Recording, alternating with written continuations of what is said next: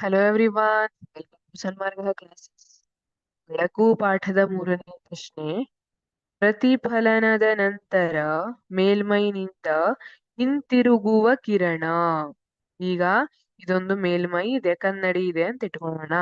ಇದ್ರ ಮೇಲೆ ಬೆಳಕು ಪ್ರತಿಫಲನ ಆಗಿದೆ ಅಲ್ವಾ? ಇದನ್ನ ಏನಂತ ಕರಿತೀವಿ? ಪತನ ಕಿರಣ ಅಂತ. ಇದ್ರ ಮೇಲೆ ಬೆಳಕು ಬಿದ್ದಿದೆ, ಅದನ್ನ ಪತನ ಕಿರಣ ಅಂತ ಕರಿತೀವಿ. ಈಗ ಈ ಬಿದ್ದಂತಹ ಬೆಳಕು ಪ್ರತಿಫಲನಗೊಳ್ಳುತ್ತಾ ಇದೆ ಇಲ್ಲಿ. ಮತ್ತೆ ಕ್ವಶನ್ ಅಲ್ಲೇ ಅರ್ಧ ಉತ್ತರ ಸಿಕ್ಕೋಯ್ತು ನಮ್ಗೆ ಅಲ್ವಾ?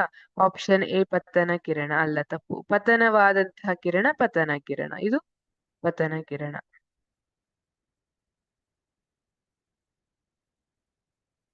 ಹಾಗಿದ್ರೆ ಆಪ್ಷನ್ ಬಿ ಪ್ರತಿಫಲಿತ ಕಿರಣ. ಎಸ್, ಸರಿಯಾದ ಉತ್ತರ ಪ್ರತಿಫಲಿತ ಕಿರಣ.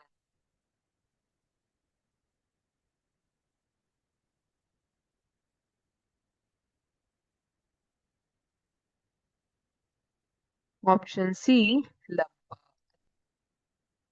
ಇದು ತಪ್ಪು.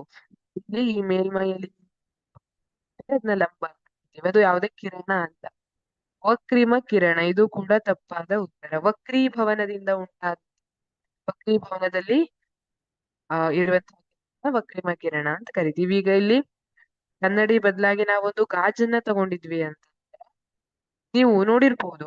ಆ ಈಗ ಹೋಟೆಲ್ ಅಲ್ಲೆಲ್ಲ ನಿಂಬೆ ಹಣ್ಣನ್ನ ನೀರಲ್ಲಿ ಮುಳುಗಿಸಿರ್ತಾರೆ ಅಲ್ವಾ? ಆ ನಿಂಬೆ ಹಣ್ಣು ಅದ್ರ ನಿಜವಾದ ಗಾತ್ರದಕ್ಕಿಂತ ದೊಡ್ಡದಾಗಿ ಕಾಣ್ತದೆ ನಿಮ್ಗೆ ಅಲ್ವಾ? ಅಥವಾ ಈಗ ನೀವು ಬಕೆಟ್ ಅಲ್ಲಿ ನಿಮ್ಮ ಬೆರಳನ್ನ ಅದ್ದಿದ್ರೆ ಆ ಬೆರಳು ನೀವು ಅದ್ದಿದ್ ಡೈರೆಕ್ಷನ್ ಗಿಂತ ಬೇರೆ ಡೈರೆಕ್ಷನ್ ಅಲ್ಲಿ ಇರೋ ತರ ಅನ್ಸುತ್ತಲ್ಲ.